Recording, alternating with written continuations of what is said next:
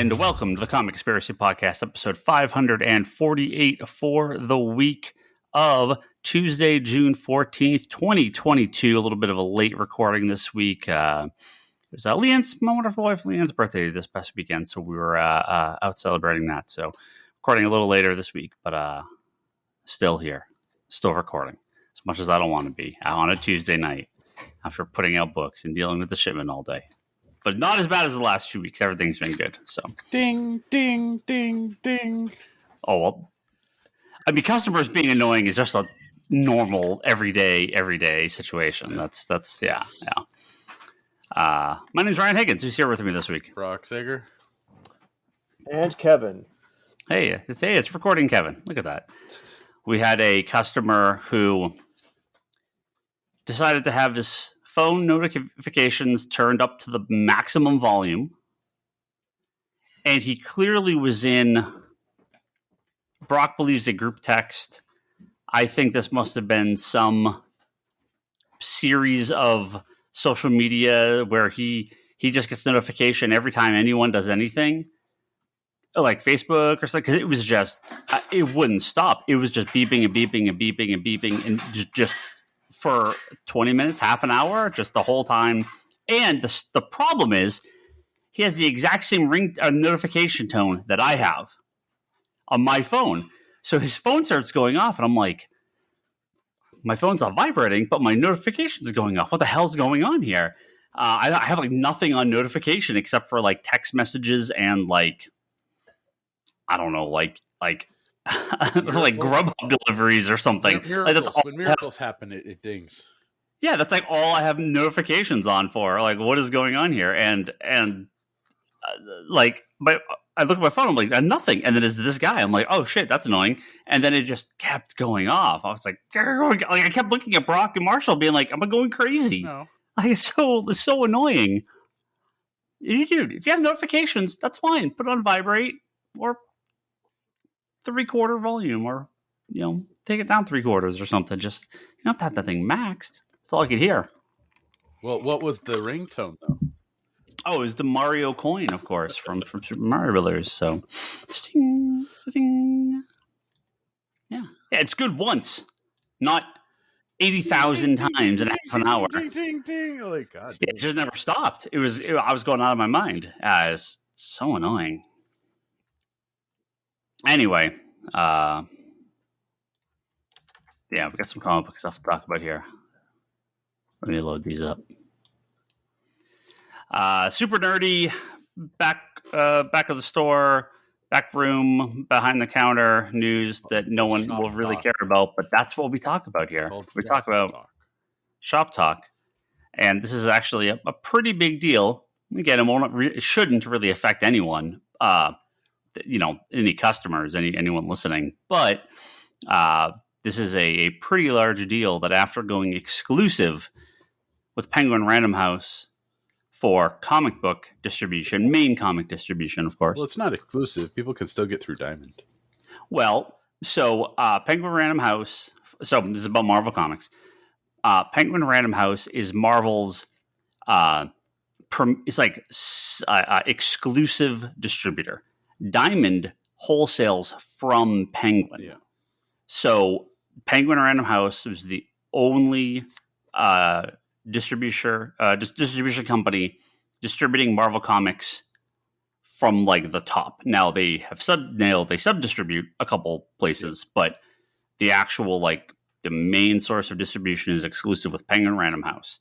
That was not the case with the graphic novels. Comic book stores were get them through Penguin at the same time when the comics moved over, but bookstores still got it from Hachette. I never know how to pronounce them. I believe Kevin has corrected me. Hachette, yes. Which has been the bookstore distributor for Marvel comic graphic novels since 2010, and they are now moving over to Penguin. So that is now Penguin Random House completely controlling all distribution for Marvel Comics, and they are already the book market distributor for DC, Dark Horse, Archie, IDW, and Kodansha, which is one of the biggest manga companies. And so... That's reorders. No, they are the book market distributor. So I do initial orders for... So like the day a book comes out, if it's from DC, I get it from Lunar Distribution, which is the comic book distributor. If it's Dark Horse, Archie, or Kodansha, I get those from Diamond. IDW, I used to get from Diamond, like Marvel. IDW is now with Penguin, so I get that from Penguin. I get Marvel from Penguin. Reorders, when I have to reorder product, the bulk of the sales of a lot of graphic novels for DC, Dark Horse, Archie, and Kodansha, and now Marvel and IDW, that comes from Penguin. So Lunar and Diamond get my money up front for the initial release, which is a lot of times can be the only copy we order or a significant portion of the ones we order. But for any long-term sellers, your Watchmen's, your Civil Wars, books like that, Kodansha, what's something big we get from Kodansha? Are they doing the new Sailor Moons? I think they're doing the new Sailor Moons. IDW, Lock and Key, right? All that comes from Penguin. So, because they get it to us pretty fast and free shipping. So, big, and this doesn't take place till April of 2023, so still a little bit of time, but Penguin, significant market share now of comic book distribution. It's pretty surprising how much they've taken over in such a short amount of time. The Penguin Classics comic books now.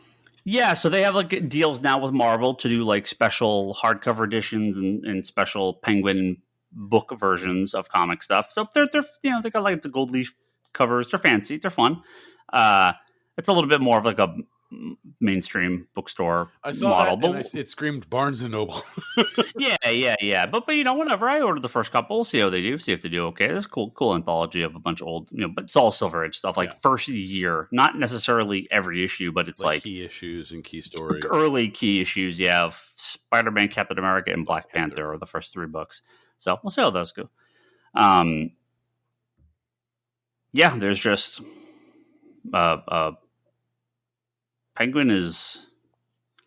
I kind of wonder who's next.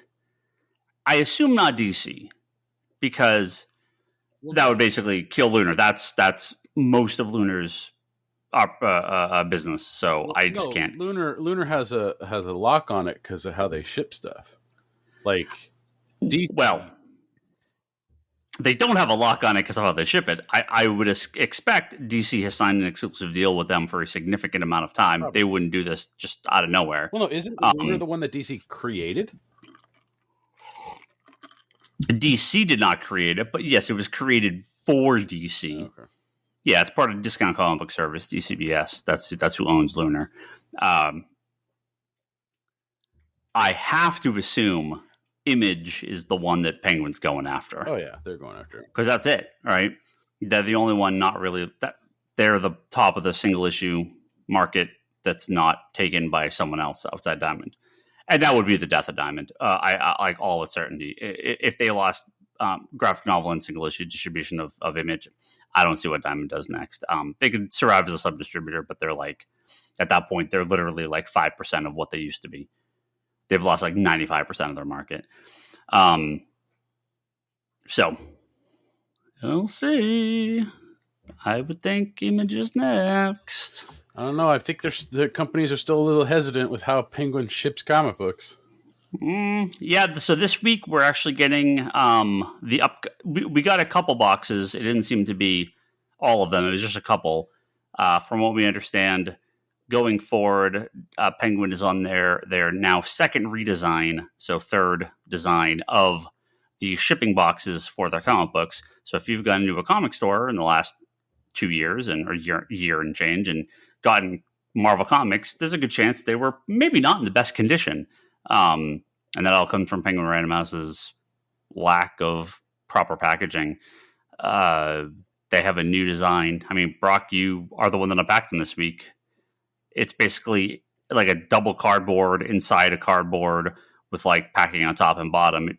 didn't feel any different to me really at the end of the day. Yeah, no, like because I opened so they had their box that they give you with just the bulk stuff, right, which has the padding thing on the bottom. They stack the books and then a thin thing on top, and then they seal that up, and then they put that inside a box and then attempt to put packing bubbles around that, but they don't protect the corners at all. So, like, I had boxes. I mean, they try, but it just doesn't seem to make any difference. They go, oh, let me flap it here, and I'm like, well, your flap leaves the corner exposed. That sucked. Like, one box was dropped, and you could tell, and the interior box, though slightly saved, was still damaged inside. And then the other type that they had was like these super compacted boxes that had cardboard like around the comics. So it's cardboard and then another layer of like dent resistant cardboard, like almost like an accordion sort of. And it's like that is, so it's the box and it has that accordion stuff, and then the books are inside of that. But it's still, it can get jarred around. The box can get hit. Like it's still just comics rubbing on cardboard. Yeah. I still don't understand why they don't take into account any information that was given supposedly by retailers. I mean, most retailers I know or you have talked to, I think, agree that Lunar's been the best, at least protection. Oh, hands down. Yeah, hands down. It's a endlessly fewer boxes. They figure out how to not have a corner. They basically put two boxes flat inside a larger box, but keep the right, the left, and the top side away, so no corner is actually impacted if the box gets dropped. Yeah, it's very simple, and it's very very easy. Yeah. And they put padding on it. It requires minimal additional packing. Yeah, and they put the bubble. They don't fill the boxes too high. They put a layer of bubble at the top. Yep. Right. They put cardboard on top of, like, not anything. They're relying on the box itself and the exterior box, not adding more cardboard. Yep. You know, like thick cardboard. They use just cardstock on the bottom. They do the divide, like, you know, they took what Diamond could have had and did it. Yeah. Right. And so, like, whenever you get a Penguin Random House order, there's like tons of boxes, and you're like, why are you wasting all of these boxes? Tons of boxes. Like, and like the bottom cardboard they put in there is like a 1/4 inch thick. Yeah, it's nothing. It's a waste. I'm like, why are you wasting shipping space for this thing that doesn't do anything? So yeah, I'm not. They're. We'll see on their next redesign. Yeah. I have. You know, they say it passes like the drop test, like UPS is like, you know, damage test. And I'm like, you fill this box full of comics, so you put a couple $100 worth of comics in here, and you smash it around a bunch, and you tell me what it's going to look like, because I'll tell you what it's going to look like. It's going to be beat the hell. Yeah. Like, this is not passing any drop test. So, yeah, even the screw up replacement Lunar shipment that came. One box you could tell had been kind of compressed, but everything inside was virtually fine. Yep. And that was because there was an exterior box, a padding, an interior box, and then. Yep. Plus, guess what? Super in the weeds here. It's easy as shit to damage smaller boxes. Yeah. Oh, well, UPS can get you shits about that. They just tuck that stuff around. Yeah, FedEx doesn't care either. I watched the guy literally take a box like this and go thunk and slam it down while a customer was in the store to prop the door open, and I'm like, sure. Just Serenity now. Let's get off packing. Let's get on some books here. That's my topic, man. That's my jam. Oh no, it's when people wander in on Tuesdays, I always like to see, kind of their reaction to when we're processing books or when we're when we're opening boxes and unloading stuff, because I usually get some pretty like, wow, that's a lot. It's like, yeah, it is a lot. It's a lot to deal with. Yeah, it happens every week. So we have a new miniseries coming from DC Comics, and again, most new books are, not there's not a ton to really say about them. However, this one, I think we'll all have quite a bit to say. This is the upcoming DC Horror presents Sergeant Rock versus the Army of the Dead. Now, why are we talking about this upcoming horror miniseries from DC Comics? Well, that is because it is going to be written by one of my favorite actors of all time. The one and only by none other than Bruce Campbell himself. Yeah, baby. Ash Williams from Evil Dead and Army of Darkness. Cameoing, of course, in the recent Doctor Strange movie. And cannot forget, of course, one of my favorite roles of all time, Briscoe County Jr.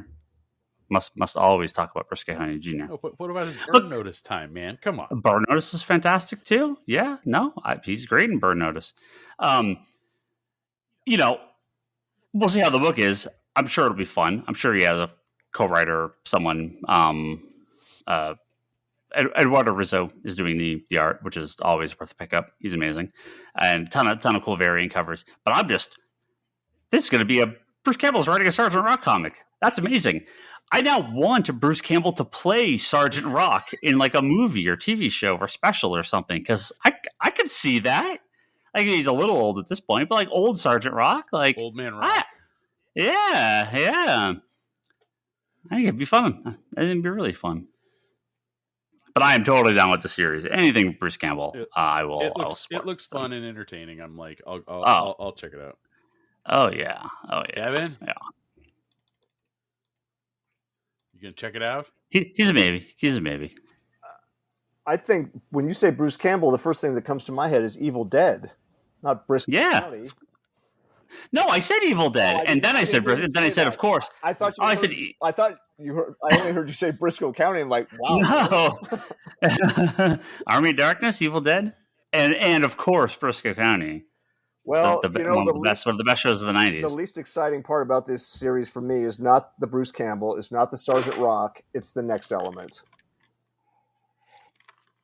What's that? Zombies. Oh, well, I mean, he's fighting. I'm good. You could put them in the same shipping container as the Joker and send it to the sun for the next decade, and I'm good. If they were called Deadites, would that change your mind?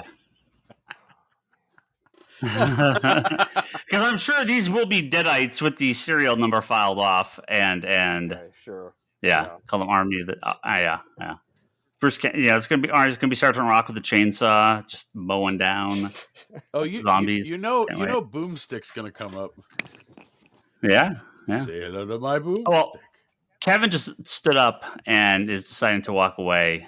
He's back. Because I cannot start this next story while Kevin is not present here. Kevin, thank you. You're back. Thank you. Sorry. No, you can go wherever you want, but we must, of course, have you here for the next story. Out of sight, not out of earshot. Go ahead. Okay. It is coming sooner than you think. We're thinking October. It must be October or maybe September based on solicitations, but we have our September variant cover theme month. October too. For Marvel Comics. October as well. And October, correct. So, and the rate that these are shipping November and December. Right. If they stay on schedule. That's what I mean. Yeah, they'll probably all ship to November and December as well.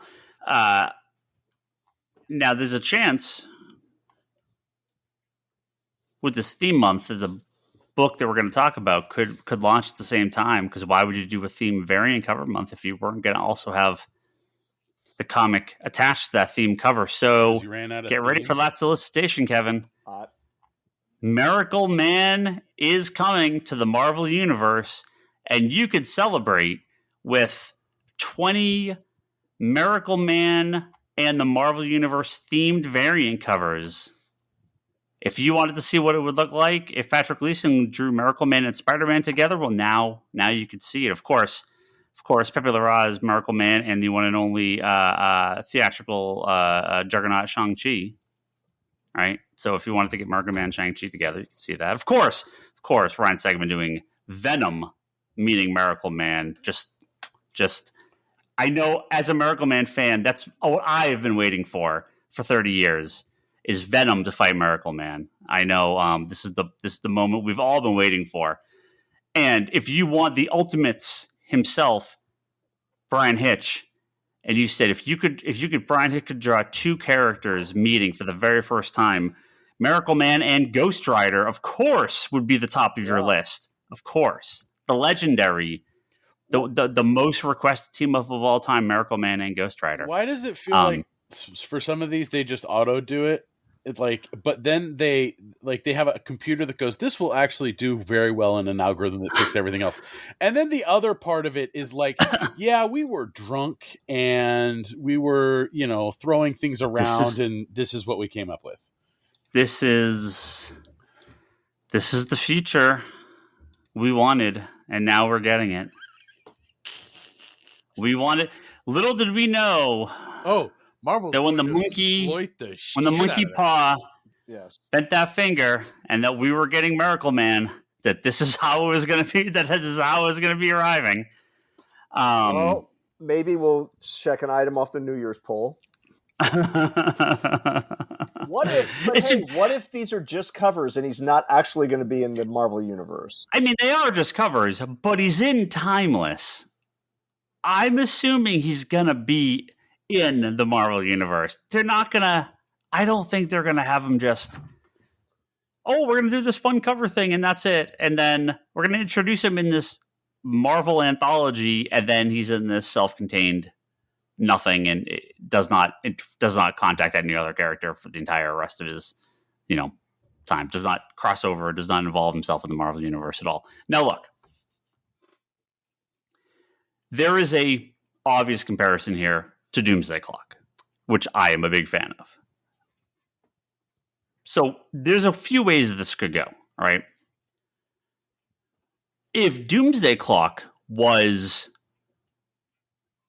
the Watchmen characters are now running around the DC universe in every part of it, and they're teaming up with people and they're in regular books and doing all the stuff, I probably would not like that. Keep the book to its own self-contained universe.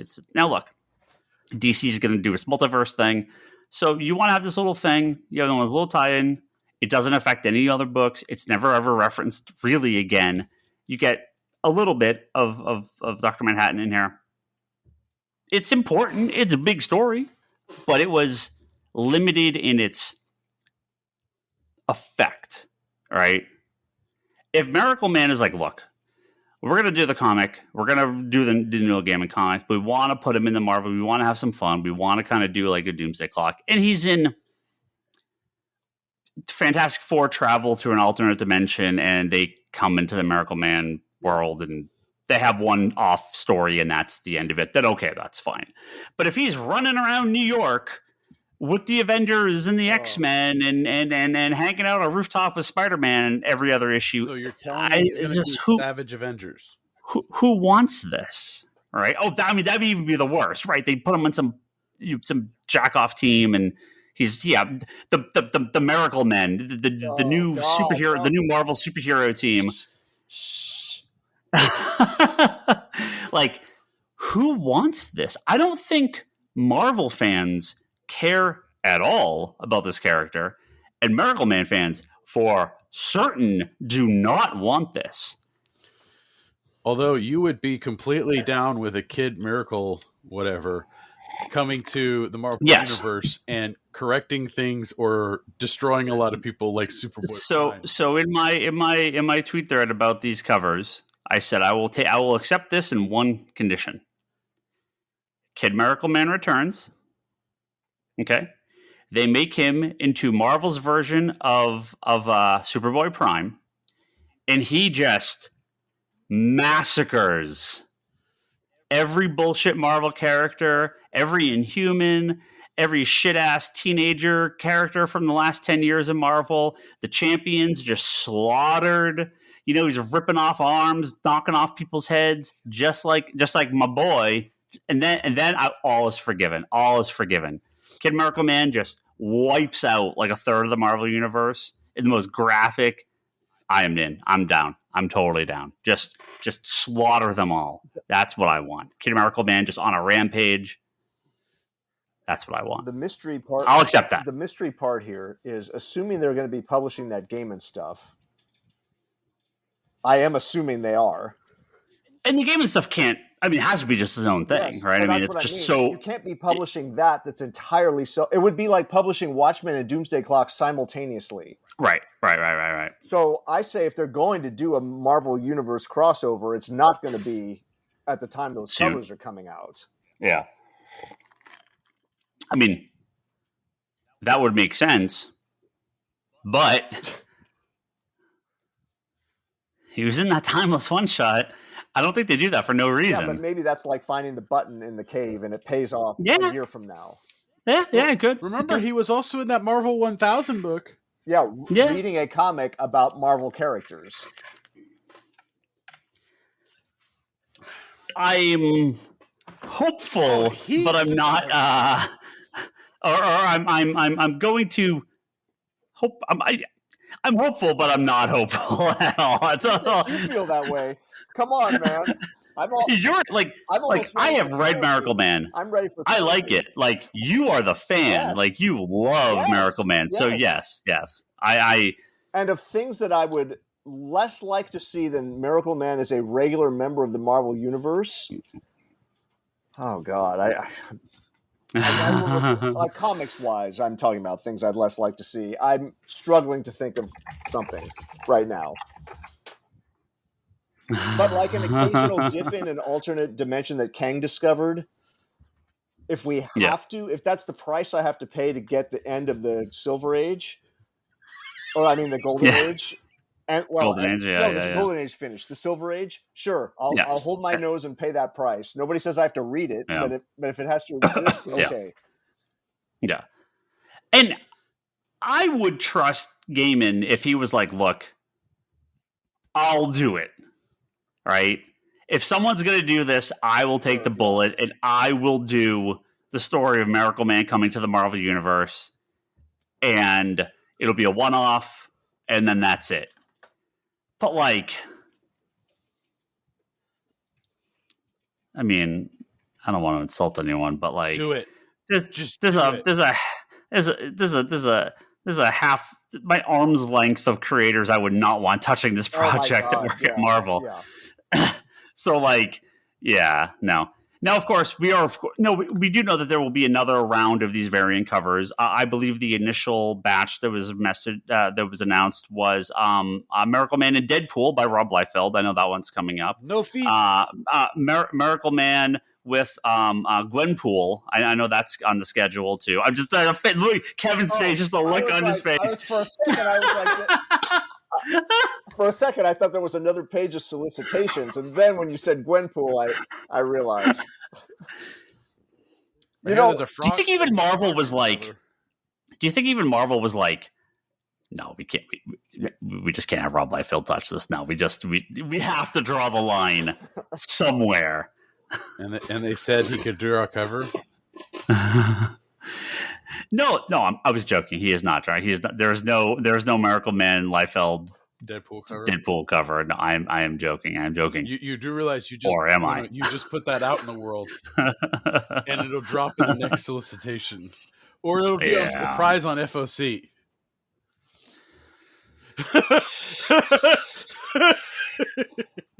And don't get me wrong. Most of these covers are really good. They got really good people to draw these covers. It's not like they're shitty covers by nobodies. They're really good. It's just the content I don't want. So, yeah, there are some good covers. Yeah. Which probably reflects nothing inside of each of those comics. Oh yeah, no. Yeah, no. I mean, unless something's happening that we don't know about, Miracleman is not appearing in any of these books. No, it's like the Fortnite ones that are going on right now. Yeah, and they did like the Alien covers and the Predator covers. Yeah. And stuff like Alien and Predator, I'm like, yeah, I mean, it's the same idea, but those are just fun, like mashups. Yeah, whatever. That's okay. Miracleman is kind of something different.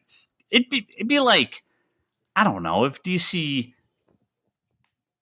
I don't even know. I don't even have. I mean, I guess Watchmen would be the only comparison. Well, sure. Like if they were like, oh, we're gonna do like Watchmen theme month, and here's Dr. Manhattan with somebody. Here's Ozymandias with somebody. I wouldn't need that. Like I just like, oh, here's a comedian with Crush. Like what? Like I don't want this. Like who like I don't care about this, right? So that is the weird problem. I like. If there's a story, I guess, cool, but it's just a theme. It's it's just a theme. It's just them trying to go like, hey, Miracleman's coming back or Miracleman's back. Like it's a PR thing to get it out there that look, Miracleman exists, and most people are going to go, who the fuck is Miracleman? Yeah, well, yeah. I expect most people have no idea who this character is, especially when they still can't credit Alan Moore for it. So, like, who wrote this? The original writer and Gary Leach. It's like, well, that's who, right? Like, who the fuck is that? Like, nobody has no idea who these people are. So maybe they know the artists, but like, it just makes no sense. Well, we'll see. I'll not get many of those. Well, can I just say something positive since you mentioned Rob Liefeld and Alan Moore? Yeah. Well, I just don't want to end it on a negative note. I discovered it. And they worked together. No. I mean, so it's not even the craziest thing. They work together. That's what I was going to say. I discovered in a long box in my garage the Alan Moore run of Supreme, which I have not. It's fantastic. Since the 90s. I've not even opened them. And I'm rereading them now. So great. Yeah. So great. Maybe one of the worst graphic novels I've ever seen as well. I know that I don't think this series really finished. It did kind of like. Yeah, they relaunched it and then it just like died. So that story never really gets a real conclusion.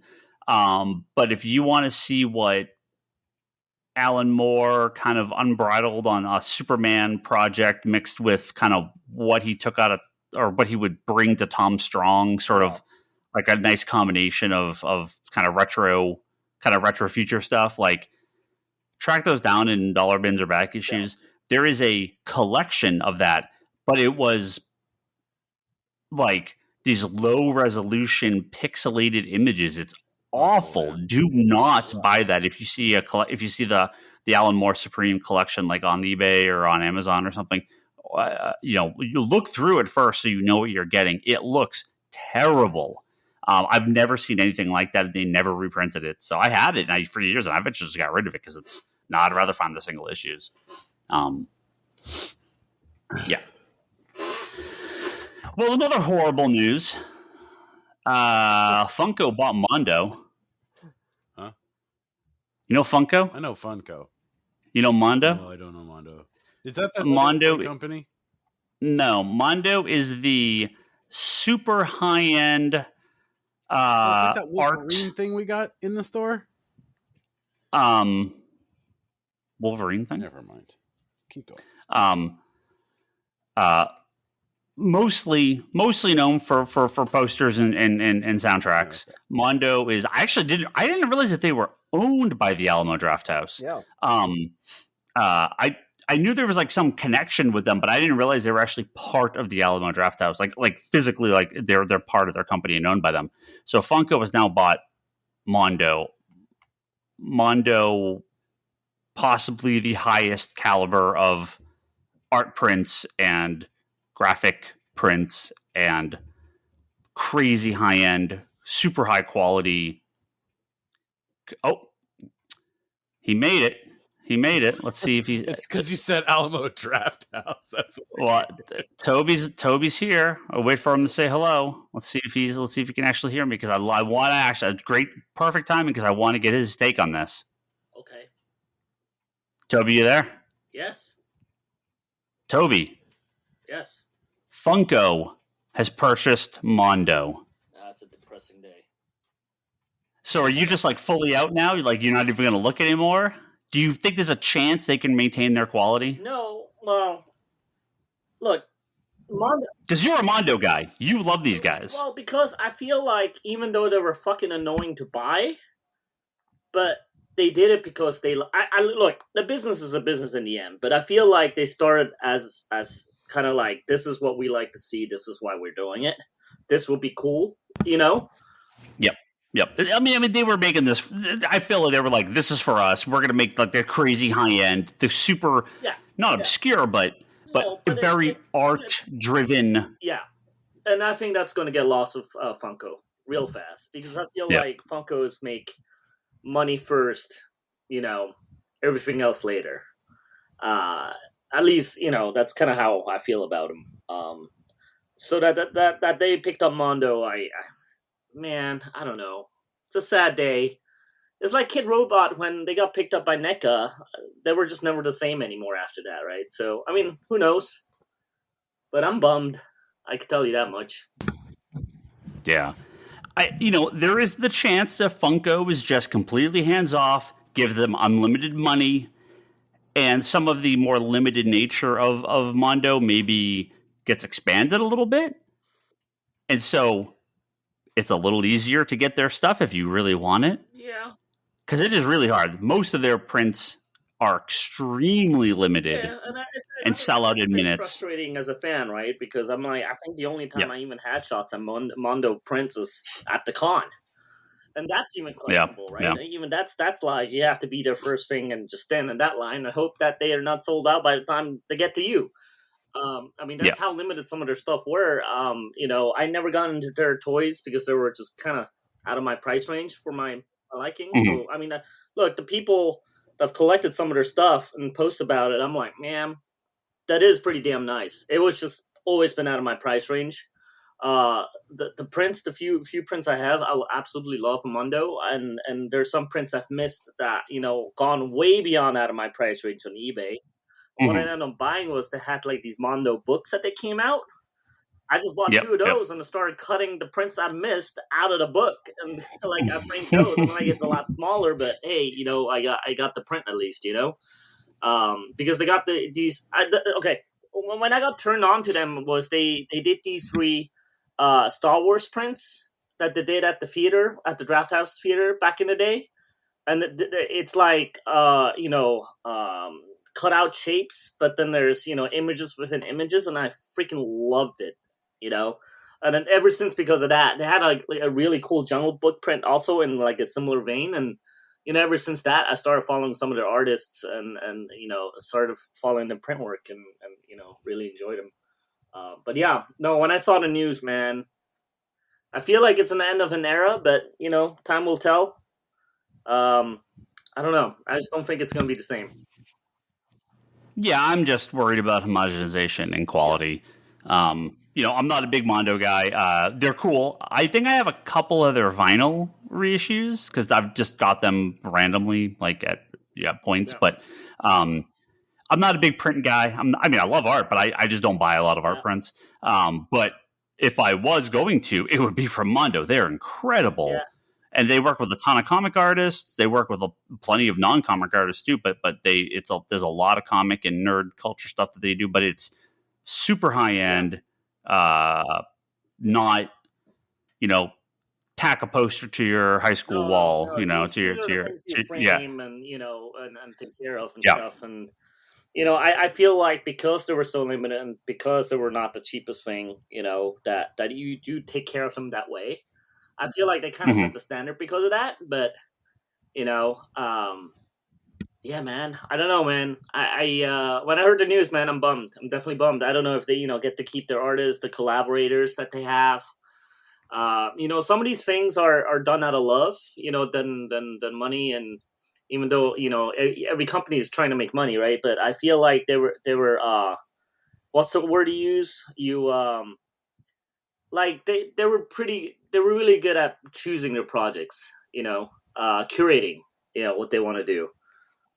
Oh yeah, they don't put out a ton of stuff. It's very calculated. It's very like, what are we doing this season and what are we going to concentrate on? What's, and I don't know, whoever the curator was was always on the polls, and I always like, that was pretty cool.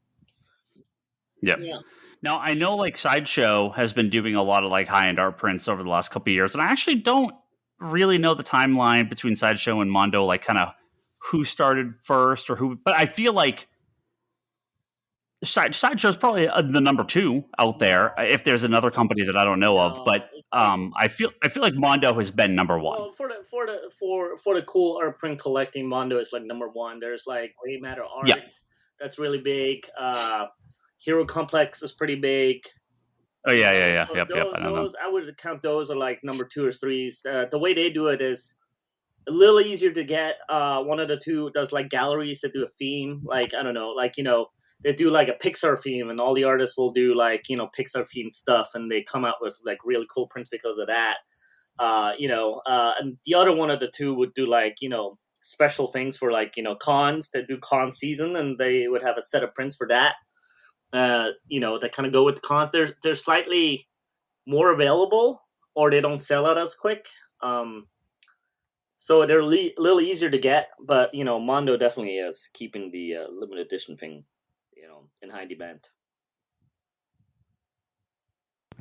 For the record, I think I've only only gotten one print off of Mondo ever, like off their website, like ever.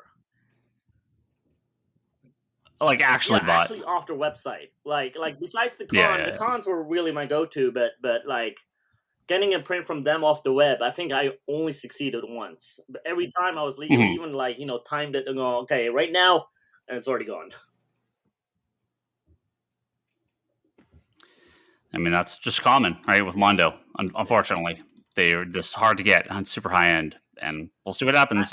Like you said, time will tell. I'm not hopeful, but maybe. I have a feeling there's going to be a Mondo before Funko, and there's going to be a Mondo after Funko. I feel like with the collectors, the before Mondo stuff now is going to be even rarer, and then there's going to be a clear distinction of post Funko, buying.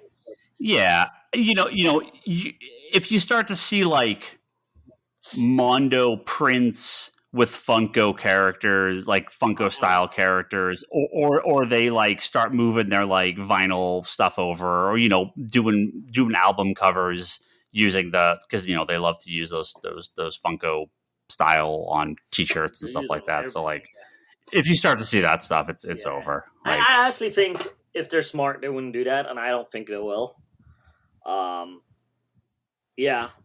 I just hope with the sale. Look, with the sale, usually personnel changes happen, right? Like, the guys on top. I'm sure they all got like a nice little bonus when they got bought. My question is, how many of those guys are actually sticking around? How many of those guys are sticking around and actually have a different role under Funko now? So my worry is like with these kind of things always change. Look, if the guys are like the heart of this and still in charge and do whatever they want, maybe it'll be all the same. I just. I don't know nothing. It's all speculating here, but I worry. I think it's an end of an era. Yeah. But Ryan, didn't Funko announce one of your favorite gifts as a Funko Pop? What's that? The Homer Simpson going into the.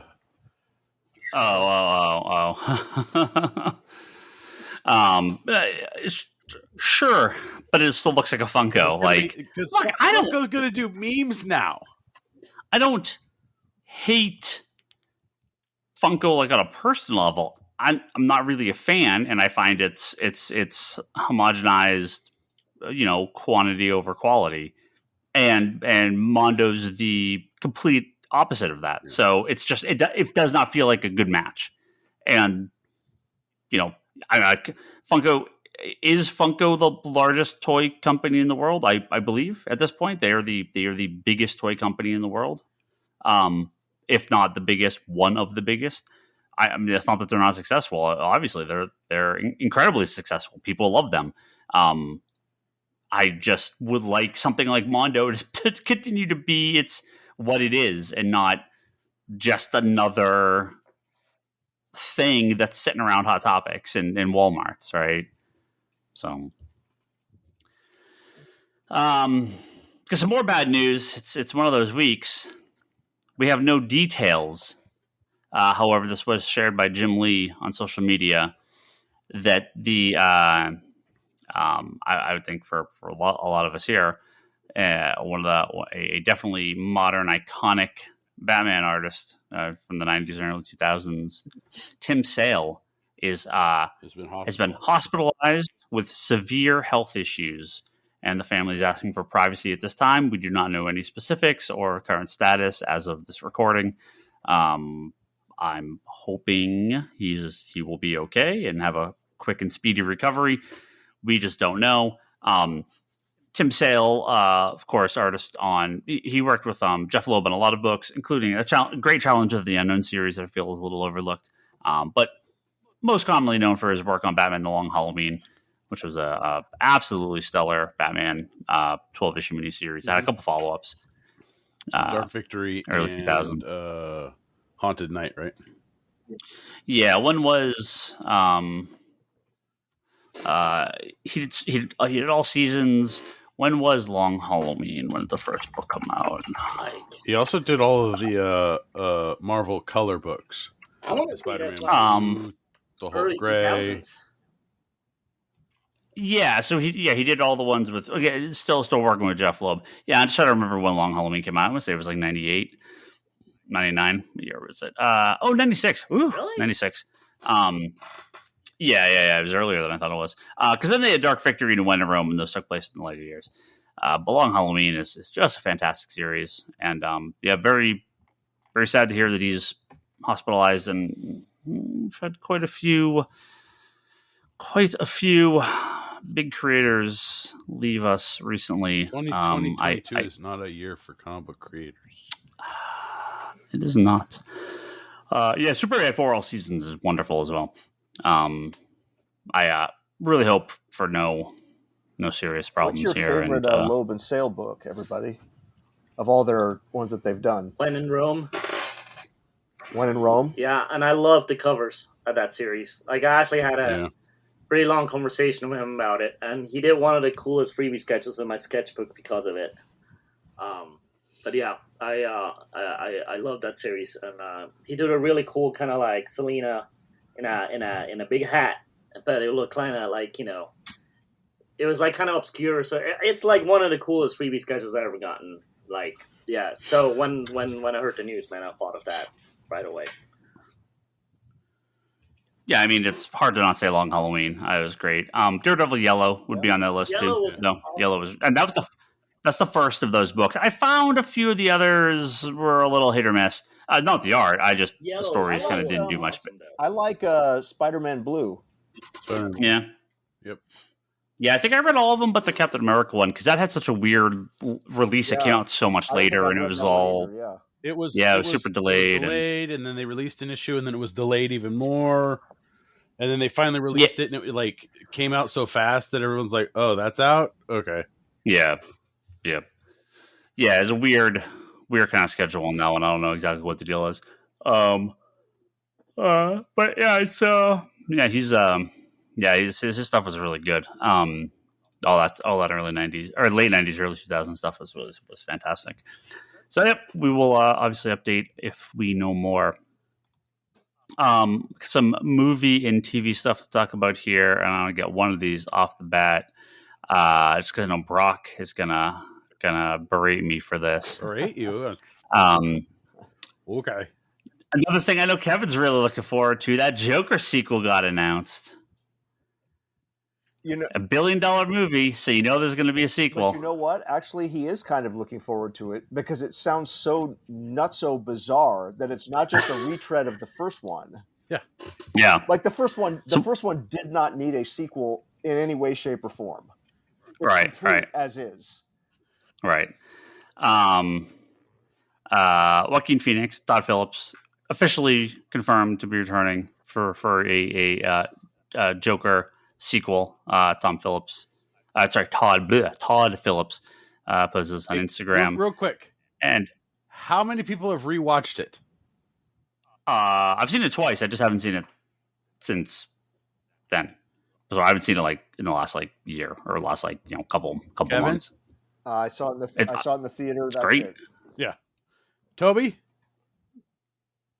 Well, I announced it then that was probably my. You tried it 6 times. No, I So only he's tried seen one. it once. And that was it. I actually, it's one of the ones I even decided not to buy. I don't think I own it. I may be totally lying right now, but I actually think I don't actually own it, which is rare for a. Well, it's not a superhero movie, but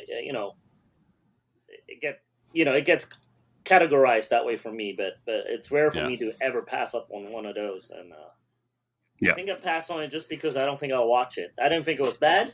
It's like the Exorcist, right? I went and watched the anniversary. I watched it as a kid, then I watched the anniversary in the theaters, and thought it was an excellent movie. When it came time to buy it, I'm like, nope, I'm good. Well, Toby, I still have your Omen set sitting here whenever you're ready. I do actually want to rewatch those, but the physical nature of the actual box set existing, that alone scares me. So, for new listeners, I have 2 copies of this box set of the Omen movies on Blu-ray, and I've offered Toby my first copy because I bought the re-release. I offered him the first one for free, and there's no taker. Well, no, I even offered free delivery, like Domino's. No, you don't understand. Like, I think Milton let me borrow Poltergeist. Just touching the DVD case to open it is like I put it in a corner and it doesn't exist. I'm just actually scared of it.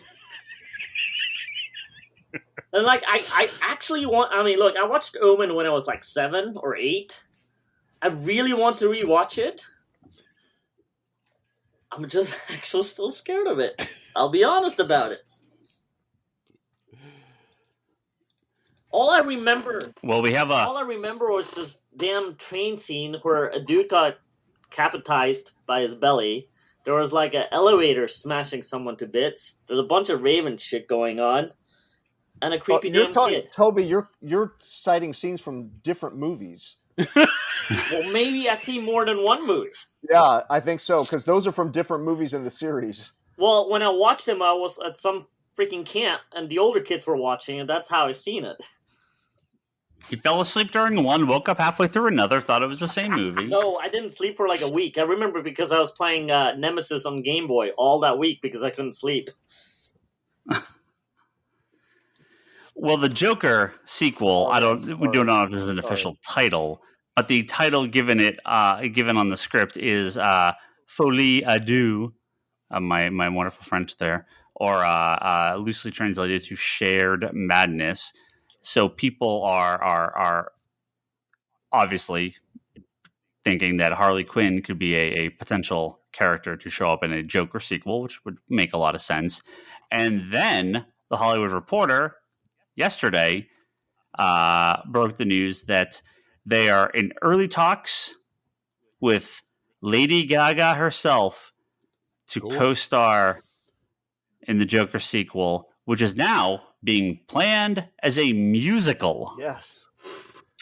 God, if you're going to do it, just go completely bonkers. Yeah, murder musical, baby.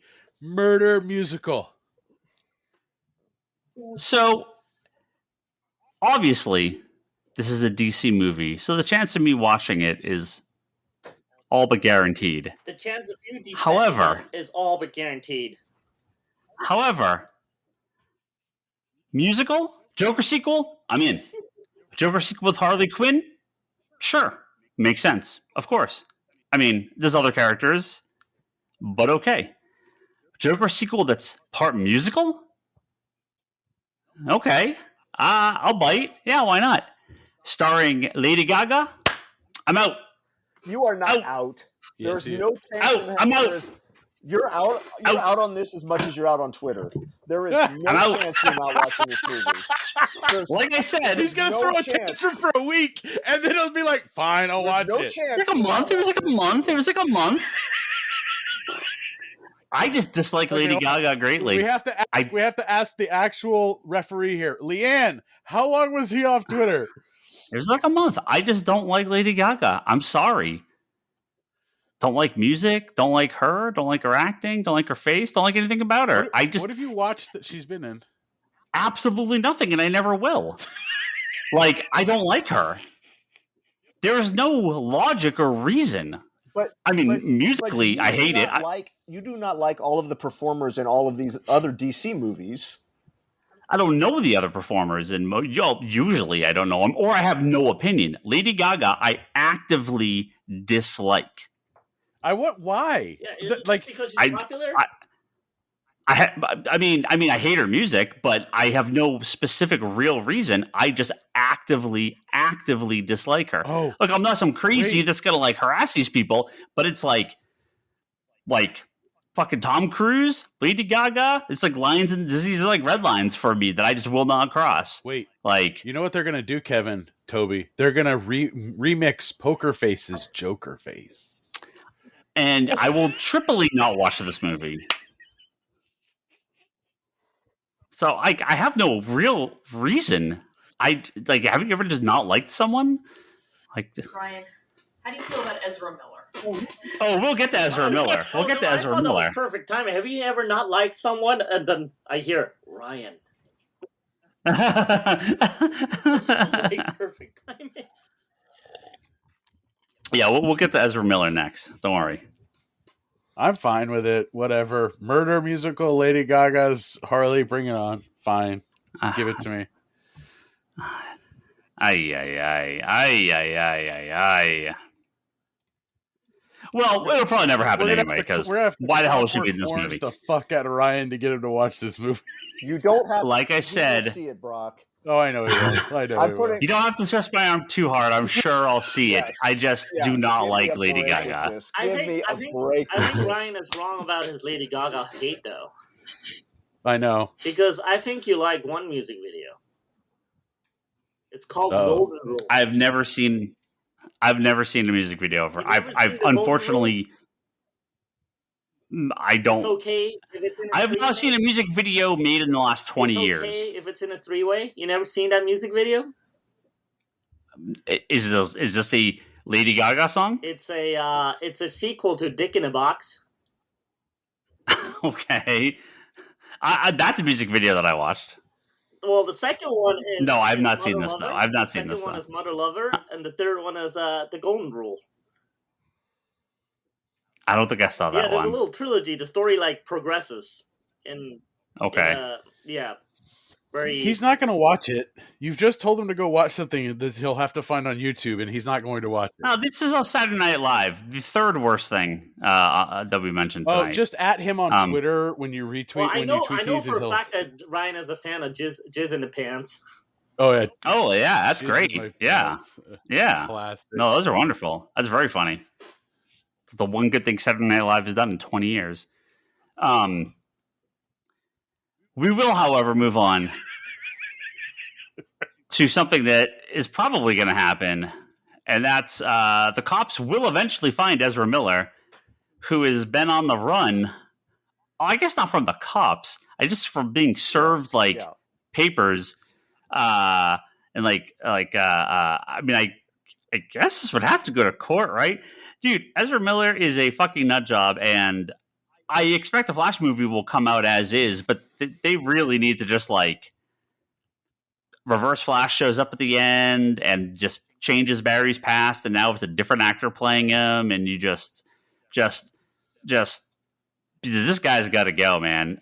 He's been accused of the parents of an 18-year-old that he has been grooming her since 12 and has exhibited a pattern of cult-like and physiological manipulative controlling behavior, provided drugs and alcohol to the teenager, and used violence and intimidation to hold sway over their child. And basically been on the run for weeks since getting out of jail in Hawaii, I guess.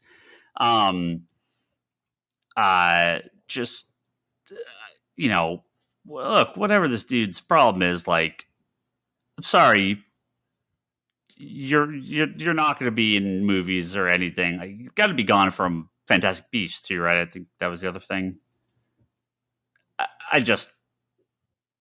No, sorry, DC. You got to recast. You got to get someone else in here.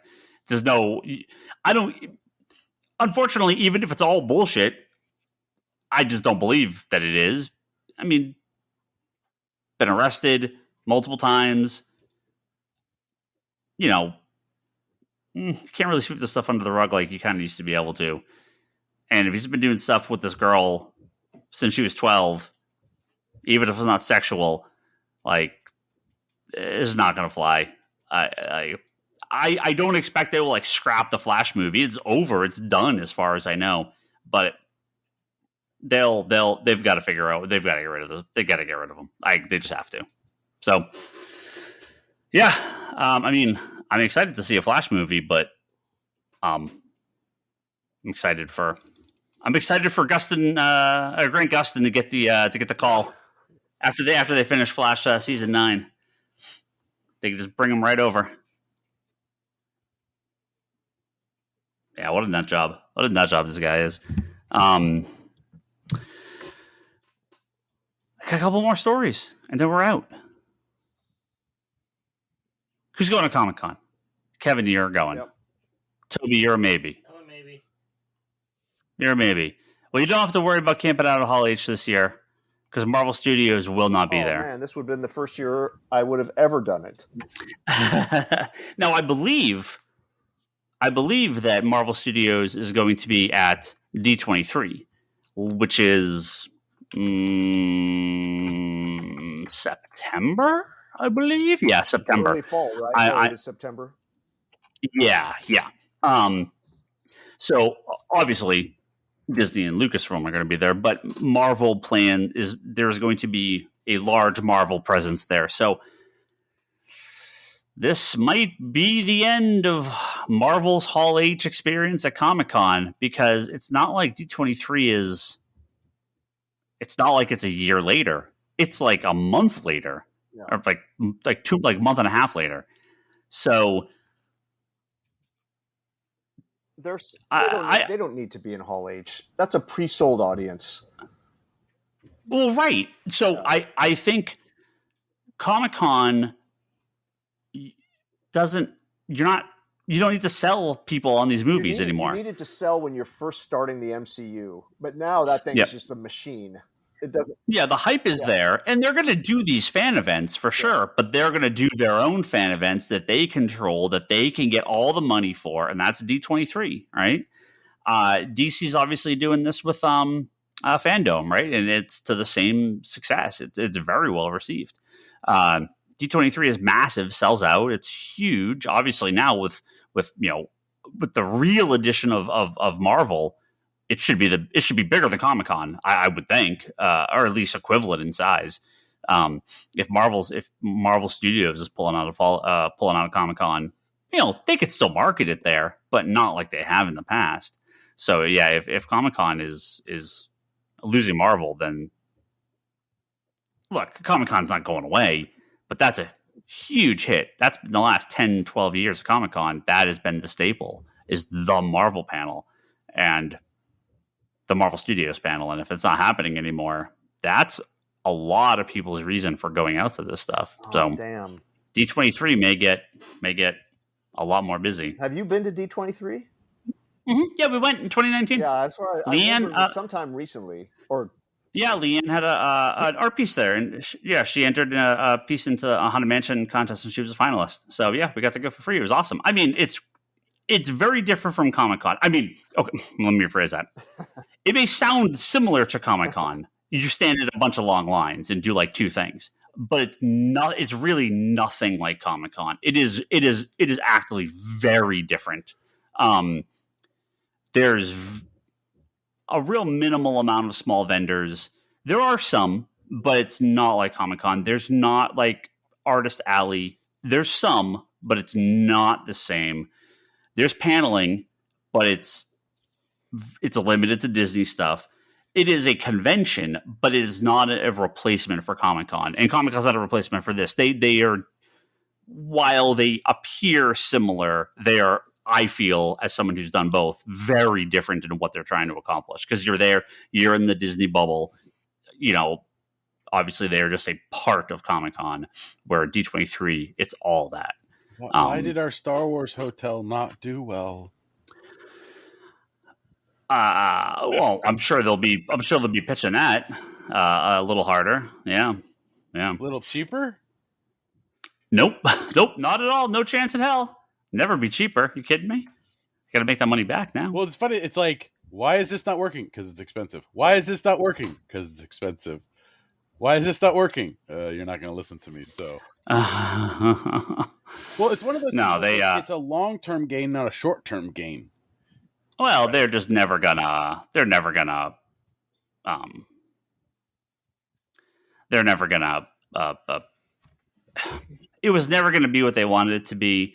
Star Wars Land was never. Batuu was never going to be what they pitched. It just never was. They made the fatal flaw of over promising and under delivering. You must do the exact opposite. You promise little. You're Disney. People are going to be there regardless, and then you wow them. Like they did the total opposite. Half of what they promised just isn't there, and that's just unacceptable for the amount of money they're charging. Like $6,000, no. $600, maybe if it was like $600 a night. Well, like I understand, like it's an experience. Like I get that, right? But it's not. It's not. The reviews have been horrible. It's one of those things where it's like, okay, it's an experience. Well, okay, make it an experience for the kids. Like I drop my kids off at Star Wars Land and they have an experience, or I mean, a grown man will have an experience there because he's still a kid at heart, and women too. Like everybody can enjoy the experience, but not everybody can enjoy the price tag of $6,000 a night. Yeah, like Well, it's not $6,000 a night. It's $6,000 for like the 2 nights. It's like the two nights, 3 days or whatever. But that is a ridiculous amount of money. Yeah, it just. But I mean, there's nothing you can really do. I just that is, it's crazy. But D23 should be very big this year. And finally, I had one thing left to talk about. Oh, sorry, no, we had 2 things left to talk about. I don't know if anyone else has watched Miss Marvel. I will talk briefly about the first episode of Miss Marvel here on our way out, and spoilers. But before we get to that, that Thunderbolts movie is apparently a thing. So this has been one of the long rumored movies for Phase 5-ish of Marvel, and a lot of these kind of other characters that have been introduced, it makes sense to put them together because there's no more Avengers movies. And so Jake Schreier is likely going to be the director. This is I think, where was this deadline? Yeah. And so the Thunderbolts movies, the how to put this, the long rumored and thing people figured was happening, just had never actually been announced, is more likely to be coming now. So we can be on the lookout for that Thunderbolts movie probably sometime in the next couple of years. Do you think it will be anything like the comic? Nah, I don't think so. I just imagine it'll be, they'll team up New Black Widow. They'll team up USA Agent. Yeah, USA Agent. Zemo. Yeah. They'll bring in Mach 5 or something. Yeah, they bring in Winter Soldier was on the team for a minute. Sylvie, just random characters from the recent movies. That'd be kind of fun. I mean, God, I would love for them to actually be able to like emulate the original movie. But yeah. I'm Thunderbolts can be a lot of fun. I will now talk though about Miss Marvel on our way out here, and I don't know, has anyone seen it? I have. Toby, did you? Sorry. So I was watching Real Ghostbusters. No, there's things playing on my other computer. I was like, wait. Charlie is actually texting me on Facebook, which is making beeps, and I was thinking I was doing it on the other computer, so I was trying to mute it, but then I was actually unmuting it, and I started playing freaking Ghostbusters. What was the question? Miss Marvel episode 1. Yes. Did you watch? Most of it. Okay, well that's 2.5 people here have seen it. Kevin, you are out. Are you just out entirely, or gonna? Is it okay if we just admit we don't have to watch every property? Yeah, of course. I enjoyed the first issues of the comic, the very, very first, when she first launched, Mhm. and I'm good. Like, I've experienced that character. There's no part of me that goes, I'd really like to see that story retold in a different medium. I'm good. So you guys can talk about it. Don't worry, I won't spoil it. Yeah, I mean, I have kind of little to say. You know, it's unique to the Marvel shows, which I found to be mostly just formulaic and samey, and so this at least is trying to do something different. It comes off a lot like Scott Pilgrim or Spider-Verse. It's very flashy in some of its animation. It's got some interesting cuts. It is definitely much more unique visually, which I appreciate. But you know, it's just not really my thing.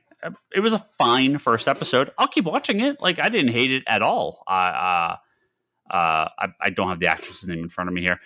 She was very fun, you know, but there's just bits of it that I'm just, you know, it's tough for me to really love. You know, the whole fanboyish nature of the character kind of grates on me a little bit. I thought the whole AvengerCon thing was like the AvengerCon circus that they go to. Just I kind of just rolled my eyes at the whole thing. It just seemed very silly.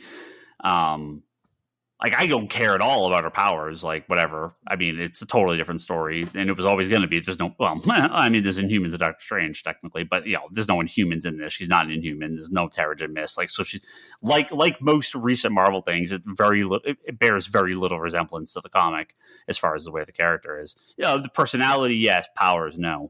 But yeah, it was fine.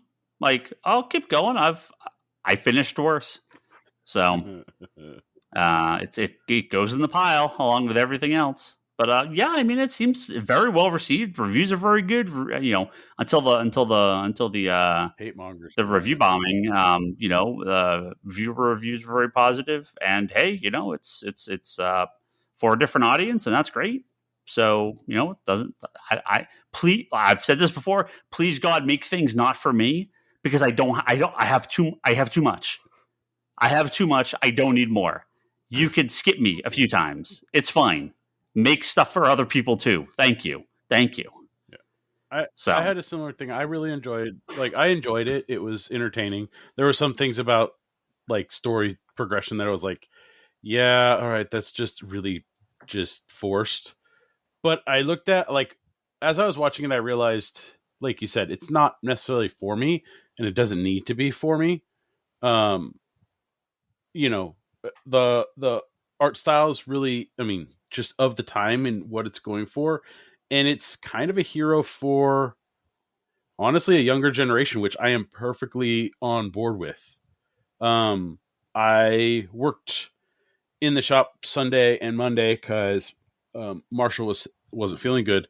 But yesterday, a young girl came in with, you know, her guardian, and she had on, you know, cat ears, and they came up with a Miss Marvel book, and I said, watch the show. And she's like, yeah. And I'm like, you really enjoying it? She's like, yeah. And so it was really cool to see just that excitement from a younger, like, generation for something that, you know, not just aimed at me, but like she was excited about it. She wanted to watch it. Like, yeah, she wanted to like keep going in her knowledge. So it was, again, I think very well done. I haven't showed my kids yet, but they're most likely going to love it, both of them. So again, it doesn't need to be for everybody. Like, we don't need shows that are for every single person, or for, you know, this. They can be shows for, you know, a different demographic. Like, Yep. So, but no, it was very well done. Very good build to a story. I mean, yeah. Yeah, it's not a cheap nothing. I mean, it's quality. It's well shot. It's well made, and like I said, it's very unique in the way it's filmed.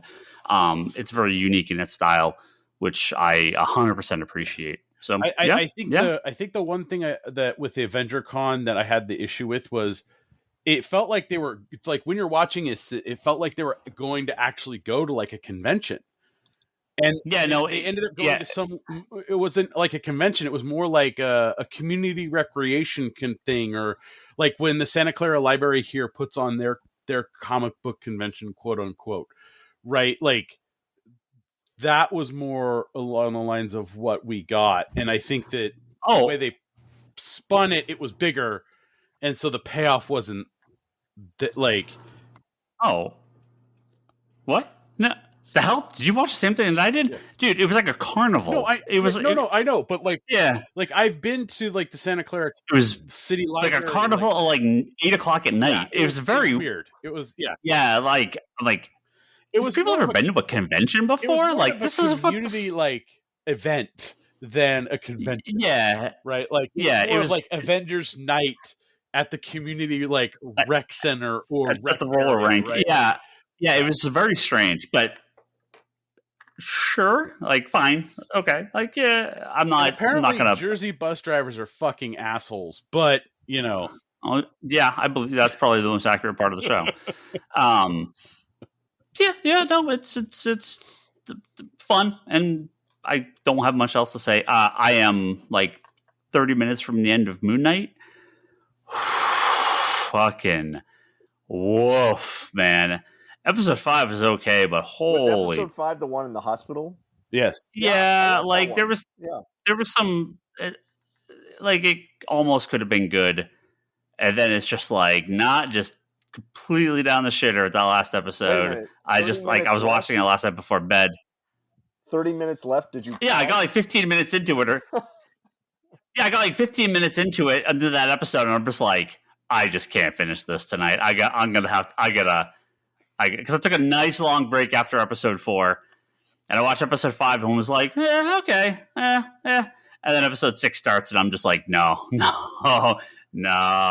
this is real bad. I'll finish this off tomorrow or something. Yeah. I didn't get this sort of feeling from Miss Marvel.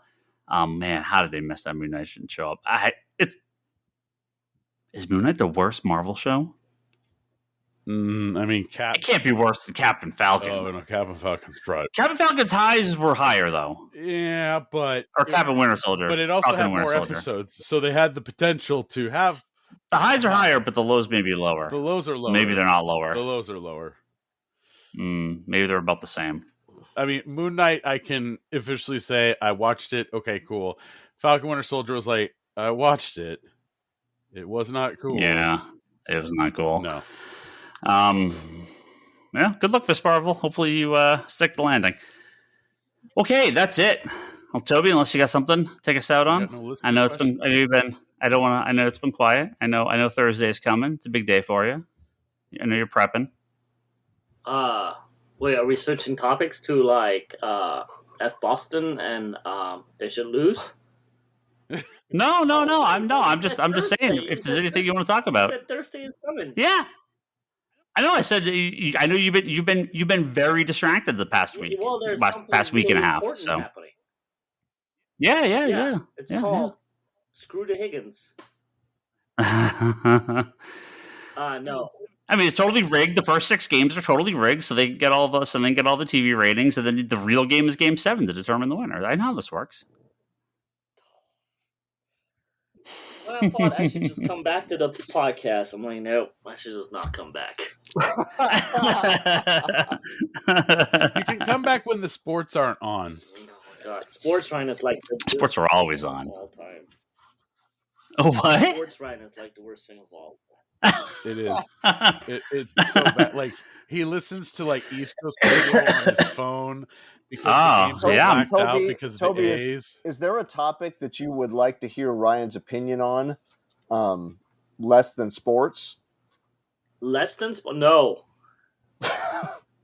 All right. Well, I guess we found bottom. Yeah. No. He's the worst. So wait, did we? I don't know when the last time I was on. But this is Ryan, sports Ryan, right? I'm like, for 5 years, or 4 years at least now, since they got the core of Tatum, Smart, and Brown, I was like... Toby, of course, is talking about... we were talking about the NBA Finals here, and the Boston Celtics versus the Warriors. Comic book podcast. I was telling Ryan for years, I'm like, they got a really good core. They're actually really solid. They could actually go all the way. He goes, nah, my Boston guys say they suck, and so therefore they suck. And I was like, of course Boston guys say they suck. They're Boston guys. They think every team sucks. They're actually really good. I'm actually kind of starting getting worried about, Boston guys say they suck. I'm not going to watch. I'm not going to care. Literally, I like Toby's Boston before accent. the fucking finals. Me too. It's very one good. One game before the finals, and this is I think Game 6 on the Eastern Finals. He goes, so what's up, Toby? What about Boston and your Warriors in the final? I'm like, dude, screw you.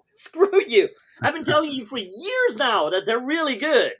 And one game before the fucking finals, Ryan goes, hey, so what about the finals? I'm like, hell no. You realize that's Boston guys, right? They suck. They rock. Look at them go. Yeah, hell yeah. Brock, this is an example. You said it's a comics podcast. This is an example of that segment I suggested. It feels like 5 years ago now, but I'm gonna guess in reality 2 years. The Toby timeout, where you can talk about any topic at the end of the episode. Like this would be an example. This literally has been 4 or 5 years, because that's when they picked up those guys. I was like, they're rock solid. See, I have to prep Toby to come back for the Sandman podcast episodes. I have to prep him, because I want to get Toby's opinion on Sandman when that hits. August, Toby. You got some time. August you got 5th, a little bit of time. baby. Woohoo! And I read a really shitty article saying, the trailer ruined it for me. And I'm like, shut up, go away. Like, what would it have ruined? It was just a trailer. Like, I read it and it's like, it's an opinion piece that doesn't finish its opinion. And I'm like, okay. Don't need to read. Must have been a comic resource. No, it was actually on Tech Radar. I didn't quite hear it. Like Weird. I said, it was kind of cutting out for me. But Kevin, I know my timeline of my life because of NBA Finals. That's how I remember when things actually happened. That's when I was like, that happened near that finals, therefore I know what year it is. So that's how that's how important the NBA is to me. But just so how about them Boston Celtics? I'm still genuinely worried. I'm still really worried. I'm like so stressed watching these games that I'm stressed that the Warriors are going to lose, or stressed at how Ryan's going to react. No. See, I think this is the thing. He's normally very stressed when the Warriors play. Knowing he's playing the Celtics, now he's even more stressed because he has to deal with me on the other side. How do you two not have a bet on this series? Oh, we should just had a sidecast. It would have been funny as hell, because I would have just strangled him by the end of it. No, I had a Boston guy in my row, just like a couple down. He was cool. He was loud. He was cool, but and I was like, man, the Warriors are starting really good, and then Tatum had like a really good drive to basket. And I kind of looked at him. I'm like, that was a good drive, and he goes, "Don't get me started. Don't get me started." And I was like, no, man, I was being nice. And then the Warriors just stopped scoring for like a good 5 minutes. I'm like, what have I done? I can't be nice to the Boston guy. I just screwed my own Warriors. So I didn't say a word for the rest of the game, man. I was like, oh no, I'm not.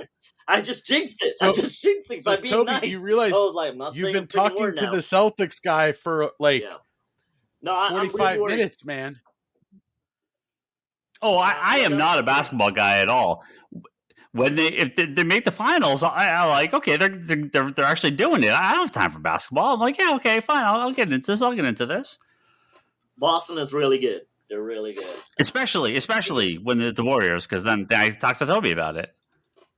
They're bigger than the Warriors. They play really good team ball. But if the Warriors play like the Warriors should, then there should be no reasons the Celtics should win. So I'm saying Warriors in Game 6, but I'm worried. I'm gonna be stressed as hell on Thursday night. Hey, can we wrap up? I've got to start this article, Top 10 Members of the Endless Family. I know 2. Is destruction just not on the list for shits and giggles too? Hey, Brock, I got a word quota to fill. I'm sorry. Wait, so what are we doing? And now... What are we... Wait, am I doing the sidecast with Ryan? That's only if I read it, right? Or if I finish the audiobook? Or either? I would... we are going to talk about Sandman starting on Monday, or the episode we record 7th or 8th, depending, because we bought back and forth. So August 8th, roughly, we are going to record 1 episode a week talking about an episode of Sandman. I do not binge this stuff. It's dropping on Netflix. So I want to savor... I will watch an episode on the regular cast, or we're doing a side... Yeah. I want to talk about it at the end of the regular cast for what is it? Segment. Yeah. Are we still doing a side cast? 10 or read it, or 10 or 13 weeks or something like that. This will fill that role because you're never going to read it. Like, this is going to be what you'll watch the show, or at least parts of it until he falls asleep. Hopefully, you'll watch the show. Toby falling asleep during Sandman is peak. Mwah. So then you don't have to talk about it, or that may even be better because you can tell me why you don't like it. Like, I feel like in the world of nerds, there's the Star Wars guys, there's the Lord of the Ring guys, there's the Marvel guys, the DC guys, and there's the Sandman guys. While you're maybe a DC guy, I think you're deep down always been a Sandman guy. I mean, I have been. And I absolutely have been. DC in this. The thing is, we have 3 Sandman guys here. Oh, wait, we may have lost Toby. Hey, you're back. We actually have 3 Sandman guys here, and I want a non-Sandman guy to talk about it. So, I think we actually did lose Toby entirely. So, that's actually a perfect way for us to get out of this podcast. Thank you, Kevin. You can leave at any time, Kevin. Like, you don't have to stick around for this nonsense. It's fine. That's something I heard nothing. Like, free entertainment? Well, let's see if we actually get Toby's recording. He just vanished off our recording here. So, thank you to all our high-tier Patreon backers, Joe Duff, Kelsey May, Craig Anderson at ClearPath Coaches, Jimmy Rivera at the Social Forum Podcast, and Talon Bray. Thank you all very much for your support at patreon.com/Comic Conspiracy. You can go to comicconspiracypodcast.com or Apple Podcasts to find all our previous episodes. Head over to comicsconspiracy.biz to find our website, we have which has books. Tons of omnibuses. You should check out our omnibus stock. You should. We need to sell a lot of these. I'm out of room. I was not expecting to have 7 long boxes of overstock omnibuses, but this is now the world we live in. There's been a fuckload of omnibuses that have been coming out. It's kind of ridiculous. Please buy some omnibuses from us. And I pack immaculately. He does. Amazon packing's trash. ConspiratorBrock.com. That's Brock's stuff. You can go over there and see what he's doing when he does it. Wanderers in Fourth Dimension podcast is Charlie's Doctor Who podcast. Don't forget to check that out. Read Kevin's weekly interview series called Between the Panels at fanbasepress.com. The Eisner nominated fanbasepress.com. I only have one more month for you to say that, so I need to hear it every time. I never got my Eisner ballot. I put in for it, never got the email for it. I never got I voted. Never got to vote? I voted for the past 4 years, 5 years. Yeah, I always do. And I put my stuff in for it. Never got a reply. LeanneHill.com. That's my wife Leanne's website. You can check out her stuff over there. And Etsy.com/shop/LeanneHillArt. So when Tom King loses Best Writer by 1 vote, that came from me. You bastard. I caused him to lose by 1 vote. And who are we talking about? Of course he's going to win. Ryan Higgins, that is myself. I'm on Twitter. Brock is Brock Sager. Toby is Toby XI, and he's just gone from the recording now, so hopefully his audio is here. Insanity and Chaos is Charlie. That's Kevin Sharp is Kevin, and Comics Con Store is the store. Please check out Geekbox, which we did a nice long episode. We've been a couple of weeks off. We had some weird special episodes that have been gone up over the last few months, or last month. So first time I've actually been on in a month and a half or something. So good to be back on there. And Manga Machinations. Always check out our friends over there talking about manga and anime. The topic for next week will be the conclusion of the Heritage Dark Knight cover auction. Oh yeah. 1.6 million today. But that's without the juice though. That's just the bid. Yeah. So this is the I think it ends Thursday. The cover of Dark Knight Returns #1. That legendary classic cover of Batman jumping through the lightning. And now Toby's back just in time for us to leave. Thank you all